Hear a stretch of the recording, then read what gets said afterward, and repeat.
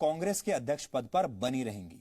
यानी आज सुबह अध्यक्ष पद से सोनिया गांधी के इस्तीफे की पेशकश और कांग्रेस में बदलाव की बड़ी बड़ी बातें शाम होते होते सिर्फ एक दिखावा साबित हुई एक बार फिर से। और 7 घंटे के मंथन के बाद भी कांग्रेस परिवारवाद के पंजे से बाहर नहीं निकल पाई।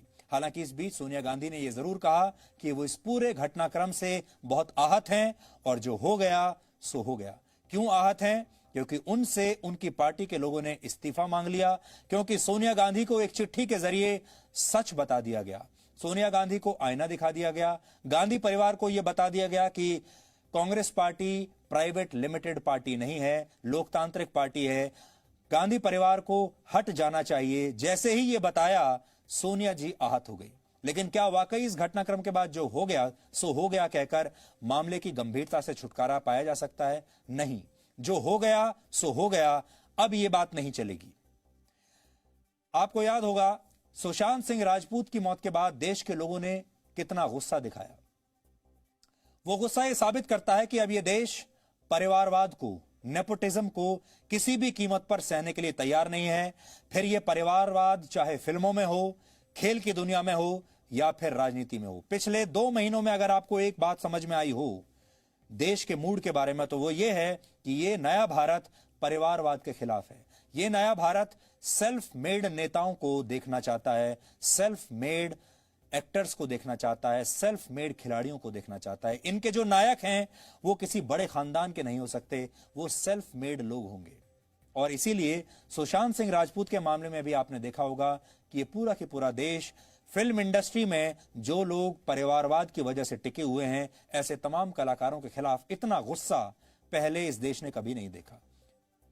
ऐसा लगता है कि देश की 135 वर्ष पुरानी कांग्रेस पार्टी को यह बात समझ में नहीं आई, वो भी तब जबकि पार्टी के अंदर ही परिवारवाद को लेकर इतना गुस्सा बढ़ रहा है। कांग्रेस ने वर्ष 1947 में देश को अंग्रेजों से तो आजाद करा लिया, लेकिन 73 वर्षों में कांग्रेस के नेता अपनी पार्टी को परिवारवाद से आजाद नहीं करा पाए। इसलिए हमें लगता है कि अब कांग्रेस के ही नेताओं को इस दिशा में खुद आगे आना होगा और परिवारवाद से कांग्रेस को मुक्त कराने के लिए एक नया स्वतंत्रता आंदोलन कांग्रेस के अंदर चलाना होगा। आज हम कांग्रेस के लिए जरूरी इसी स्वतंत्रता आंदोलन को आधार बनाकर राजनीति में परिवारवाद का विश्लेषण करेंगे, क्योंकि परिवारवाद ही इस पूरे संकट के पीछे असली जड़ है। 15 दिन पहले कांग्रेस के 23 बड़े नेताओं ने कांग्रेस अध्यक्ष सोनिया गांधी को एक चिट्ठी लिखी थी। इस चिट्ठी में कांग्रेस में ऊपर से लेकर नीचे तक बदलाव करने की मांग की गई थी। ये चिट्ठी लिखने वाले कुछ बड़े नेताओं के नाम हैं। राज्यसभा में विपक्ष के नेता गुलाम नबी आजाद, कपिल सिब्बल, शशि थरूर, मनीष तिवारी और भी इसमें बहुत सारे सांसद मौजूद हैं। बहुत सारे पूर्व मुख्यमंत्री, पूर्व मंत्री, केंद्रीय मंत्री, इस समय के मुख्यमंत्री सब शामिल हैं। आप कांग्रेस पार्टी के 23 सबसे बड़े नेताओं के बारे में जब आप सोचेंगे, ये लिस्ट उनकी है, ये सब लोग इन्होंने इस चिट्ठी पर हस्ताक्षर किए थे।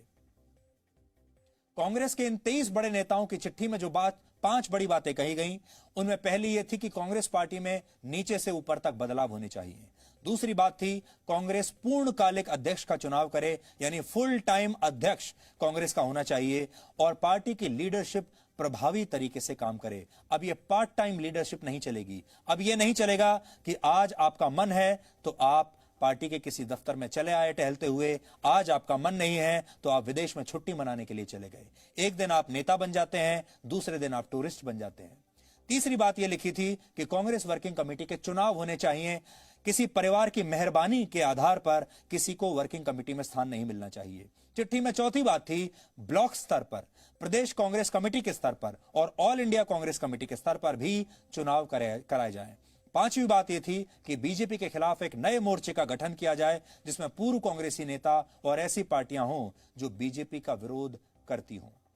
कुल मिलाकर इस चिट्ठी के पीछे जो लब्बो-लुबाब है वो ये है कि पार्टी के लोग, पार्टी के नेता ये चाहते थे कि इस पार्टी में लोकतांत्रिक व्यवस्था आए, लोकतंत्र हो और यह पार्टी एक खास परिवार के चुंगल से आजाद हो जाए। इसके बाद गांधी परिवार के करीबी नेताओं ने इसे पार्टी विरोधी गतिविधियां मान लिया और इन 23 नेताओं का विरोध शुरू कर दिया। दोनों तरफ से चिट्ठियां आने लगी, उधर से दूसरी चिट्ठियां आने लगी कि ये सारे लोग जो हैं ये पार्टी को कमजोर कर रहे हैं। पार्टी में विद्रोह के स्वर सुनकर जल्दबाजी में आज कांग्रेस वर्किंग कमेटी की बैठक बुलाई गई, जिसमें इस चिट्ठी के आधार पर सोनिया गांधी ने अध्यक्ष पद छोड़ने की पेशकश की। इसके बाद डॉक्टर मनमोहन सिंह और ए.के. एंटनी जैसे कांग्रेस के बड़े और वफादार नेताओं ने परिवार के वफादार नेताओं ने यह अपील की कि सोनिया गांधी को ही इस पद पर बने रहना चाहिए। ए.के. एंटनी ने उन 23 नेताओं को भी बड़ी खरी खोटी सुनाई जिन्होंने ये चिट्ठी लिखी थी, क्योंकि वो परिवार के सबसे वफादार नेताओं में माने जाते हैं। इसलिए अब दो तरह के वफादार हैं कांग्रेस पार्टी में, एक वो जो परिवार के वफादार हैं और एक वो जो पार्टी के वफादार हैं।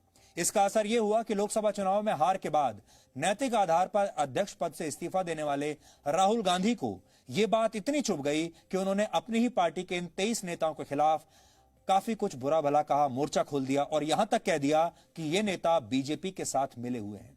हालांकि बाद में राहुल गांधी ने इस बात का खंडन किया कि उन्होंने ऐसी कोई बात कही है। राहुल गांधी ने कहा कि जब उनकी मां बीमार थी और अस्पताल में थी और राजस्थान में इतना बड़ा सियासी संकट चल रहा था, ऐसे समय में ऐसी चिट्ठी लिखने की क्या जरूरत थी? यह अनावश्यक चिट्ठी थी और इससे सबसे ज्यादा फायदा बीजेपी को होगा। आपको याद होगा, देश में जब इंदिरा गांधी और राजीव गांधी की सरकारें हुआ करती थी, तब अगर देश में कोई भी समस्या पैदा होती थी तो उसका दोष विदेशी ताकतों पर डाल दिया जाता था। क्या कहा जाता था? इसके पीछे विदेशी ताकत है। और अब कांग्रेस पार्टी अपनी पार्टी के अंदर जो भी उसे दोष नजर आ रहा है, उसका सारा दोष बीजेपी पर डाल रही है कि बीजेपी ऐसा करवा रही है। उन्हें आत्ममंथन करना होगा और देखना होगा कि उनकी पार्टी के अंदर क्या समस्या है। इसके बाद गुलाम नबी आजाद ने बोलना शुरू किया और चिट्ठी के कुछ हिस्से पढ़ने के बाद राहुल गांधी के आरोपों से नाराज होकर अपने इस्तीफे की पेशकश की, गुलाम नबी आजाद जैसे वरिष्ठ नेता ने।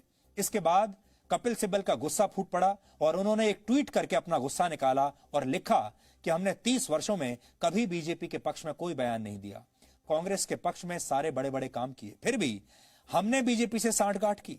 इसके बाद कांग्रेस पार्टी में अफरा तफरी मच गई, ऐसा लगा जैसे विद्रोह हो जाएगा। कांग्रेस के लिए मीडिया को मैनेज करने वाले नेताओं ने सारा ठीकरा मीडिया पर फोड़ दिया और कहा कि राहुल गांधी ने ऐसा कुछ कहा नहीं, मीडिया गलत जानकारियां चला रहा है, गलत खबरें चला रहा है। और इसके बाद कपिल सिब्बल का गुस्सा कुछ शांत हुआ, फिर उन्होंने एक नया ट्वीट किया और उन्होंने कहा कि राहुल गांधी ने मुझसे व्यक्तिगत रूप से बात की है और राहुल गांधी ने उन्हें यह बताया है कि उन्होंने ऐसा कुछ नहीं कहा। इसके बाद कपिल सिब्बल ने अपना ट्वीट डिलीट कर दिया। लेकिन सिर्फ ट्वीट डिलीट हुआ है, आज जो कुछ हो चुका, मन की जो भावनाएं हैं वो डिलीट नहीं हो सकती। ट्वीट डिलीट करना तो बहुत आसान काम है, लेकिन तब तक तीर कमान से निकल चुका था और ये 23 नेता पार्टी में परिवारवाद के विरोध का सबसे बड़ा चेहरा बन चुके थे। फिर भी तमाम मंथन के बावजूद सोनिया गांधी ने फिलहाल अध्यक्ष का पद छोड़ा नहीं और इसका फैसला CWC की अगली मीटिंग तक टाल दिया। उन्होंने पूरे घटनाक्रम पर दुख जताया और कांग्रेसी नेताओं से साथ आकर, मिलकर, एकजुट होकर एक परिवार की तरह आगे बढ़ने को कहा है। तो यह सब कुछ आज हुआ और कांग्रेस पार्टी में बड़ी अजीब सी बात है। सोनिया गांधी इस्तीफा देती हैं तो उनके बेटे अध्यक्ष बन जाते हैं, राहुल गांधी। फिर राहुल गांधी इस्तीफा देते हैं तो उनकी मां वापस सोनिया गांधी अध्यक्ष बन जाती हैं। परिवार में यही सब चलता रहता है।